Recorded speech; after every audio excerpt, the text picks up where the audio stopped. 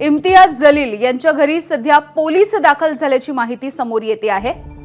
अगदी काही वेळापूर्वी इम्तियाज जलील यांनी निदा खानच्या प्रकरणामध्ये माध्यमांसोबत संवाद साधलेला होता आणि आता इम्तियाज जलील यांच्या घरी पोलीस दाखल झाल्याची माहिती मिळते आहे। आर्थिक गुन्हे शाखेचे हे काही अधिकारी सध्या इम्तियाज जलील यांच्या घरी पोहोचलेले आहेत। त्याची ही थेट दृश्य आपण बघतोय। संभाजीनगर मधली ही महत्त्वाची अपडेट आपण घेतोय। कृष्णा केंडे यांच्याकडून याविषयीची अधिकची माहिती जाणून घेऊयात आपण। कृष्णा,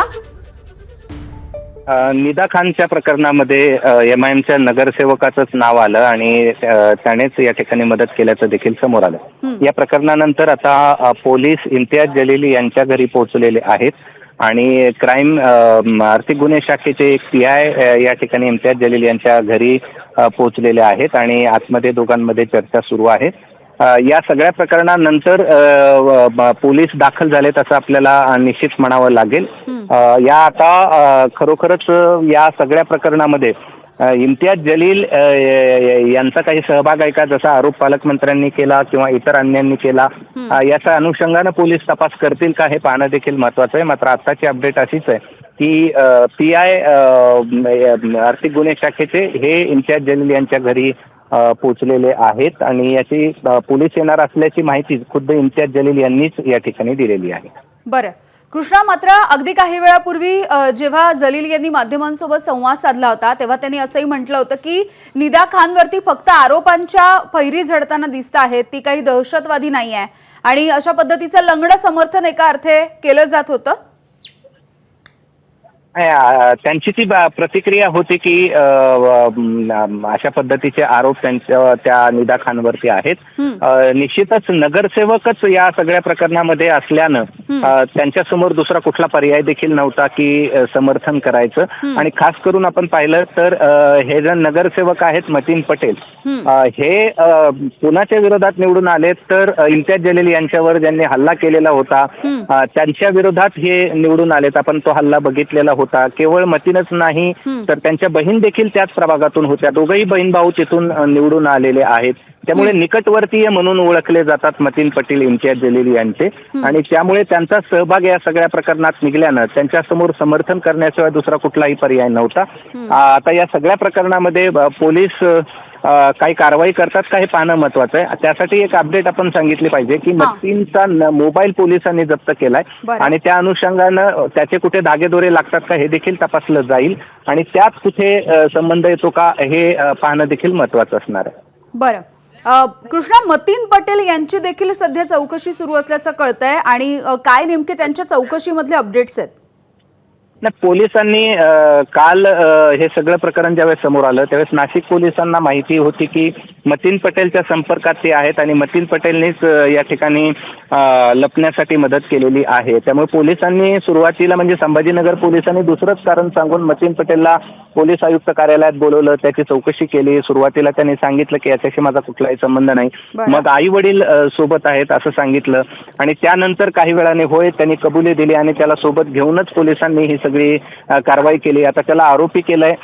या सगळ्या प्रकरणामध्ये ताब्यात घेतात का हे पाहणं देखील महत्वाचं असणार आहे। मात्र सध्या या सगळ्या प्रकरणामध्ये पोलीस पोहोचलेले आहेत आणि आता इम्तियाज जलील यांच्या घरी पोलीस पोहोचलेत आणि प्रकरणाची चौकशी करतात का हे पाहणं महत्वाचं आहे।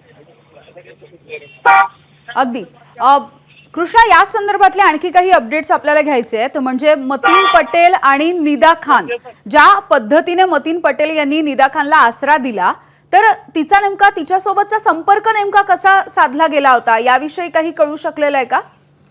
नाही, या सगळ्या संदर्भात अधिकृत माहिती समोर येऊ शकलेली नाही। मात्र यातून जे आरोप इम्तियाज जलील यांच्यावरती होत आहेत की इम्तियाज जलील हे निदा खानचं समर्थन करतात, त्यानंतर त्यांचाच नगरसेवक आसरा देतो, तोच नगरसेवक अत्यंत निकटवर्तीय इम्तियाज जलील यांचा ओळखला जातो आणि त्यामुळे हे सगळे कुठले धागेदोरे आहेत का आणि ज्यावेळेस या फोन जप्त केलेला आहे पोलिसांनी त्यामधनं तांत्रिक पुरावे काही बाहेर येत आहेत का त्या अनुषंगानं पाहणं महत्वाचं आहे आणि ज्यावेळेस तांत्रिक पुरावे बाहेर येतील त्यानंतरच या सगळ्या प्रकरणाची उकल झालेली असेल।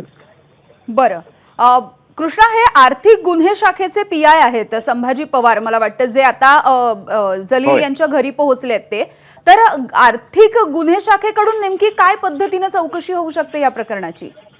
नाही, निश्चित आपण पाहतोय की आपण यांच्याशी आर्थिक गुन्हे शाखेचे CI आपल्यासोबत आलेले आहेत. आपण त्यांच्याशीच या ठिकाणी संवाद साधूया. बरं. नाही, तुम्ही पोहोचलेले आहात, काय कारण होतं नेमकं, कशासाठी पोहोचलेलं होता? मी माझ्या वैयक्तिक कारणासाठी आलेलो होतो. मी कुठल्याही प्रशासकीय कामासाठी आलेलो नव्हतो. पोलीसची गाडी आता मी वैयक्तिक कामासाठी आलो. नाही, माझ्यावर काही जबाबदारी नाही. मला ते प्रकरण माहीत पण नाही कुठलं काय आहे ते. मी माझ्या वैयक्तिक कामासाठी आलेलो होतो.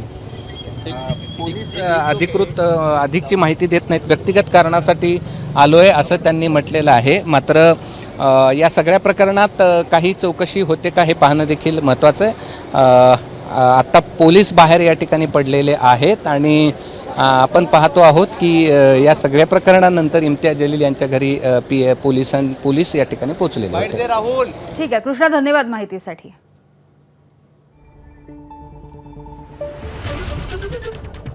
तर इम्तियाज जलील यांच्या घरी पोलीस पोहोचलेले होते. इम्तियाज जलील यांनी स्वतः या संदर्भातली माहिती दिलेली होती. मात्र पोलीस आता इम्तियाज जलील यांच्या घरामधून बाहेर पडलेले आहेत. वैयक्तिक कारणासाठी मी त्यांना भेटलो अशी त्यांची प्रतिक्रिया आहे.